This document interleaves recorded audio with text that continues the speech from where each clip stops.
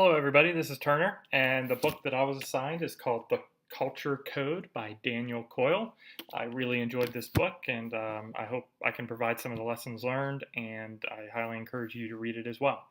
So, starting with a brief summary, the big question that this book tries to address is why do certain groups add up to be greater than the sum of their parts, while others add up to less? I think some of our examples or some of our lessons learned from our rowing experience it kind of lines up really well, and there's a lot of similarities in the types of discussions that we had to some of the lessons of this book.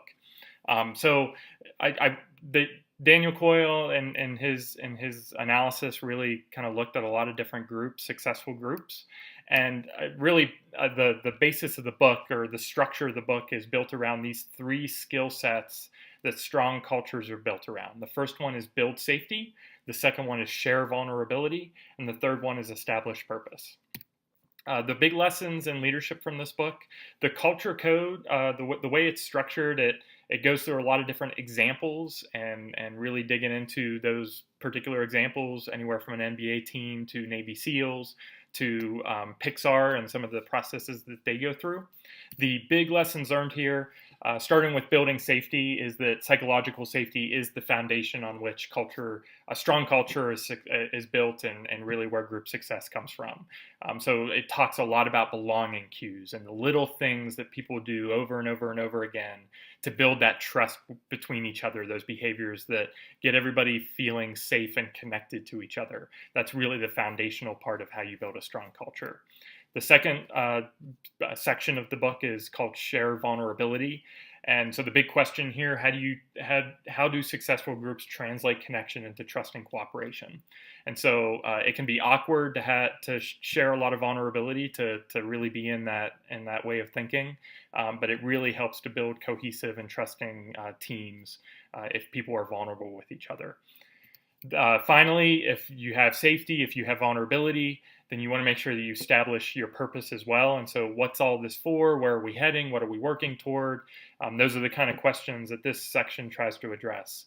And so it really is about creating these beacons, these small things that you can do, the communication that you can put forward, I guess the cues and the language and the different things that you can use to really make sure people are aligned around that purpose, and you have to communicate over and over and over again to really make sure people are aligned around what that purpose is. So in connecting to our group, I think we've gone through a lot of the lessons learned through some of the experiences that we've had in this program. So I think that's one aspect of it. I think the IPO model, the Tuckman framework, the LPI model all really kind of tie in well to the concepts that are brought up in this book. And I think a lot of the papers really give us a lot of those particular tools that we can use to apply the lessons from this book. Applications to the real world, these are going to be things that I want to take back and to my workplace and try to do better as a leader within my company. Building safety, I think there's a lot of different things that I can do better. I really think it's interesting, this Allen curve that they talked about, where by being closer to people, it increases the frequency of face-to-face communication, which makes sense. But I feel like I need to do that more purposefully within my office space, trying to spend more time closer to the people that I work with instead of over the phone or by email.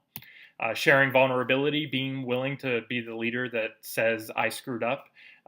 That's something that's really important to building that sense of vulnerability, but also knowing when to not say things, when to hold back your opinions or your thoughts or your own trying to add value, and instead allowing things to happen, allowing people to be vulnerable in their own way.